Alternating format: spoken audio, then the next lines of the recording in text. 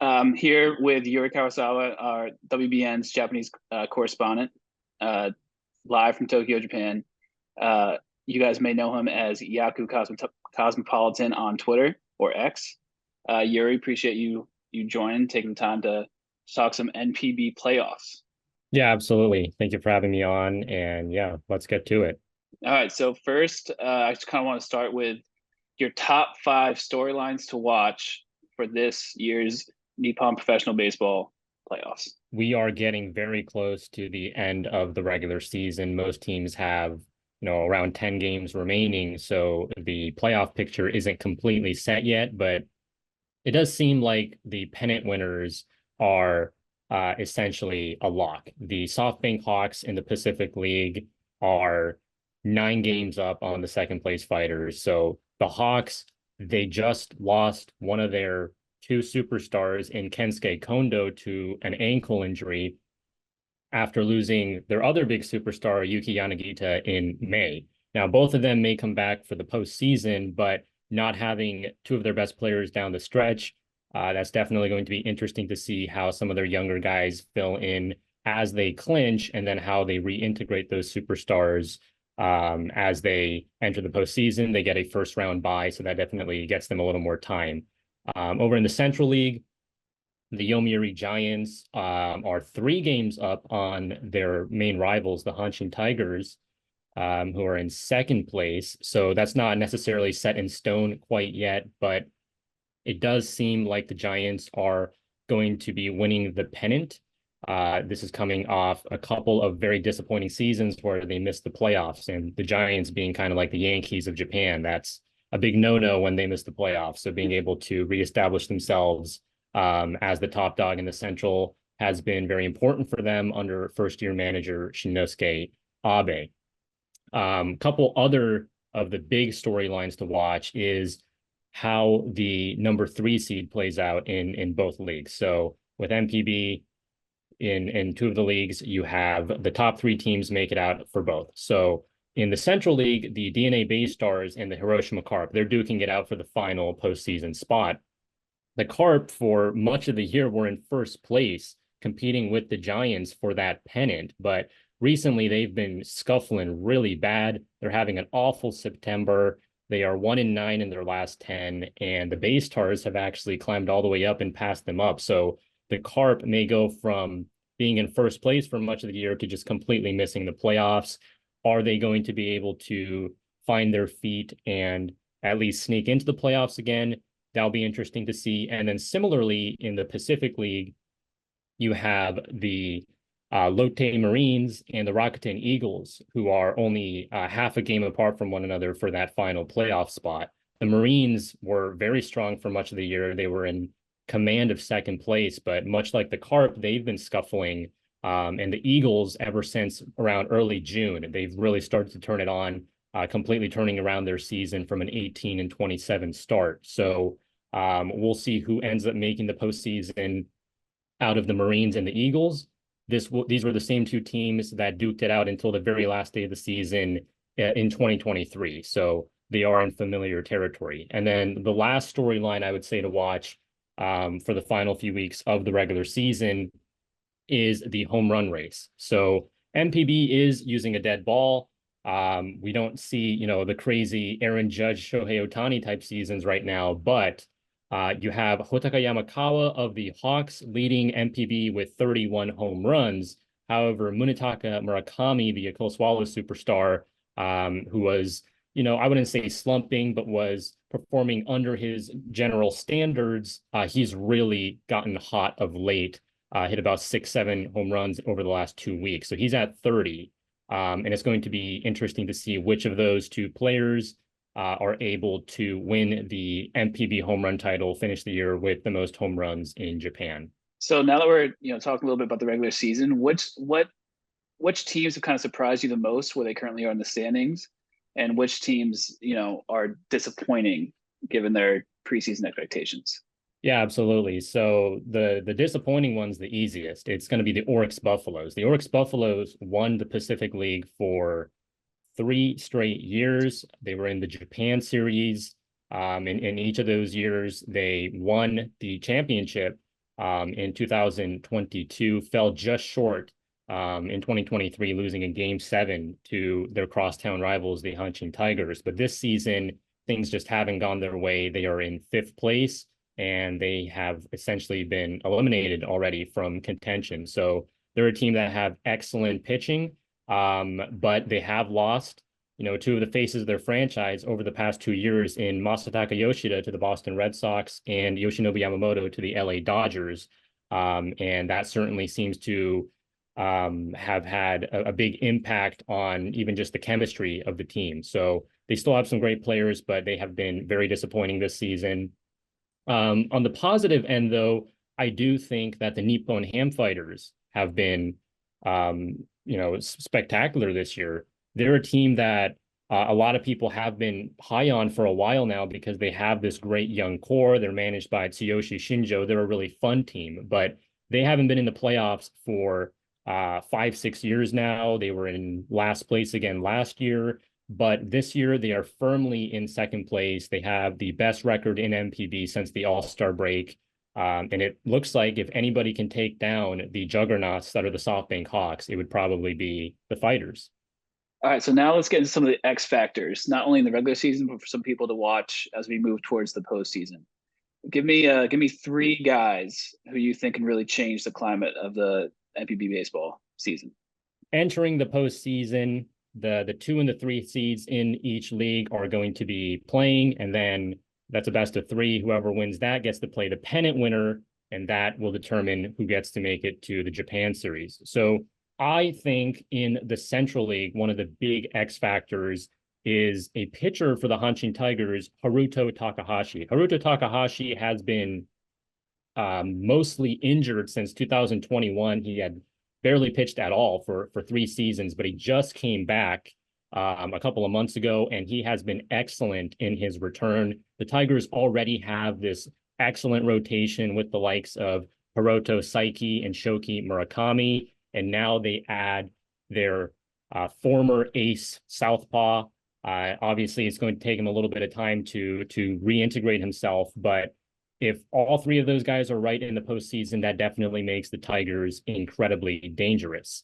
And then I would say for the Yomiuri Giants, their X factor may be their closer, Taisei. And Taisei, another guy who missed a big chunk of the season, but ever since he's been back, the Giants have just hit a new level. Having that stability in the 9th inning, I would say he is the most dominant closer in MPB, throwing up to 99 miles per hour from a sidearm slot. He is nasty, and just having that stability for the Giants in the 9th, it's not something they've had for the past couple of years. So the Giants, they have a solid offense. They have a solid rotation. The bullpen was always an issue, but Taisei can be their X factor in the postseason. And then just to name one in the Pacific League, I do think if the Nippon Ham Fighters are going to take down the SoftBank Hawks, it's going to have to be their offense coming through, because the Hawks are just so well-rounded across the board. They're so stacked. But the Fighters, if they can beat them in one area, it might be being able to hit the Hawks starting pitching. And so Franmil Reyes, the Franimal, former MLB star, he struggled in his first couple months in Japan, striking out a lot, but he has finally figured it out in Japan. Hit 2 homers with 6 ribbies yesterday, and he is looking like one of the best sluggers in Japan. So the Fighters, they have a excellent lineup of youngsters with the likes of Chusei Manami, Shun Mizutani, Kotaro Kiyomiya, but Franmil Reyes, I think, is going to be a key for them anchoring the middle of the lineup to see if they can outslug the Fighters in the playoffs.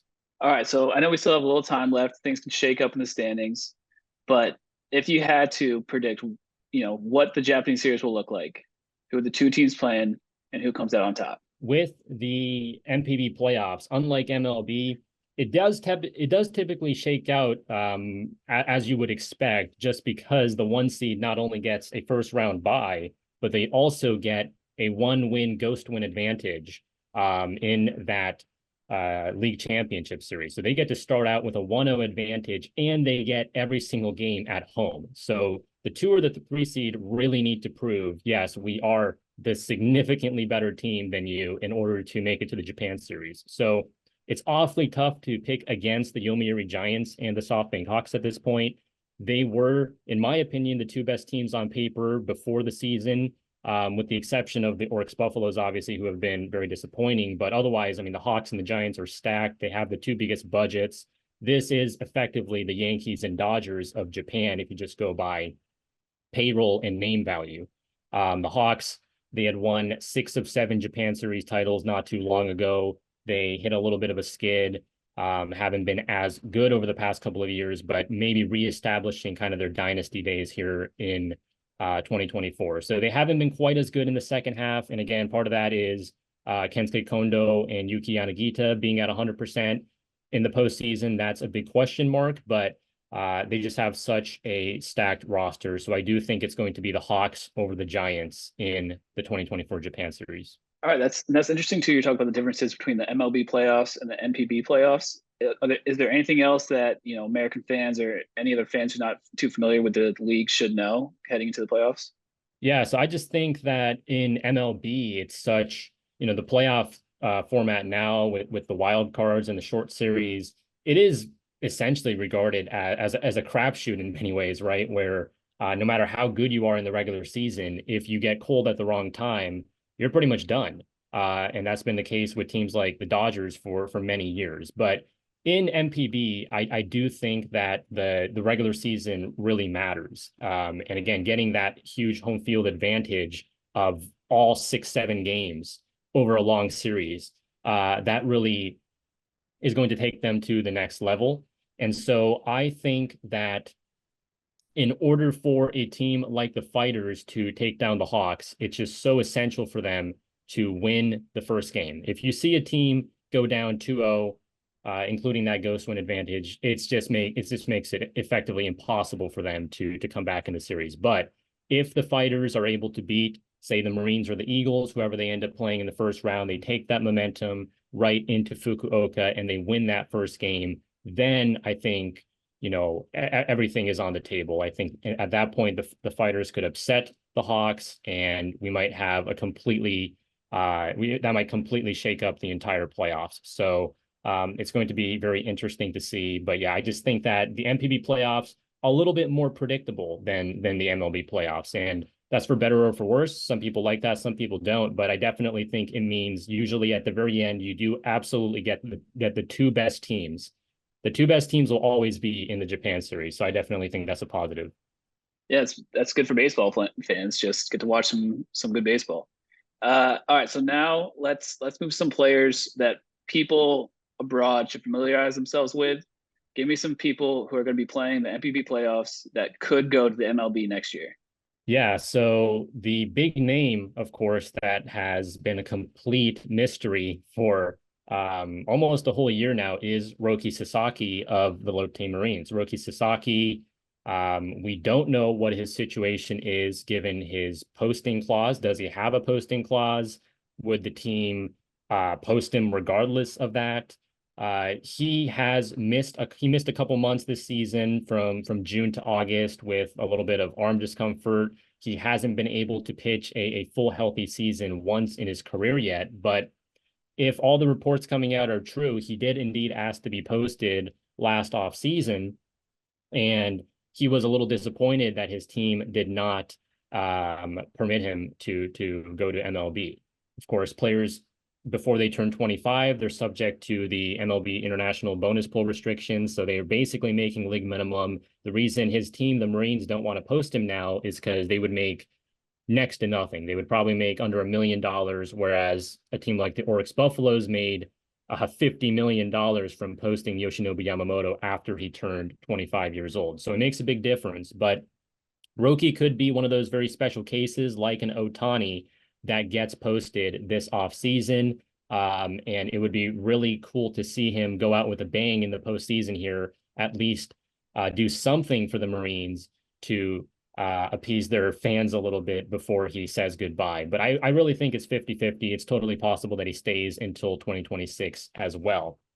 And then in terms of other players who have MLB potential, they probably won't be going over next year. But you do have someone like Kazuma Okamoto, the cleanup man, the slugger for the Yomiuri Giants. The Giants typically never post players, but Okamoto He will be a free agent in 1 year's time. So if the Giants want to get any financial return for Okamoto, they're either going to need to post him by this offseason, or they're going to have to really sit him down and work out a long-term extension, like what Tetsudo Yamada did for the Swallows many years ago, what Yuki Yanagita did, guys who definitely had MLB talent. They could have made big money in MLB, but they were happy with their situation in Japan, and they got the big extension, and they were able to stay in MPB for their entire careers. So Kazuma Okamoto of the Giants, Roki Sasaki of the Marines, those are two of the names that could go over to MLB next year,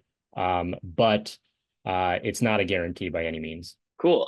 Is there anything else you want to throw out there? Any names, any storylines, anything else that you're looking out for towards the end of the season here?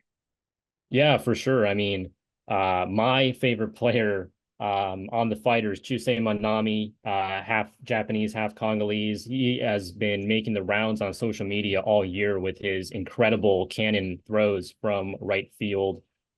I always say, has the best hose for a Japanese outfielder since Ichiro or his current manager, Shinjo. I mean, it's just a very special kind of defensive package that he brings, and he's really fun to watch. So I love Chusei Manami for the Fighters, and Shugo Maki for the DNA Bay Stars, a guy who was a big clubhouse presence, a mood maker, as they say, for the World Baseball Classic team. Always, bringing his comedic side to the table.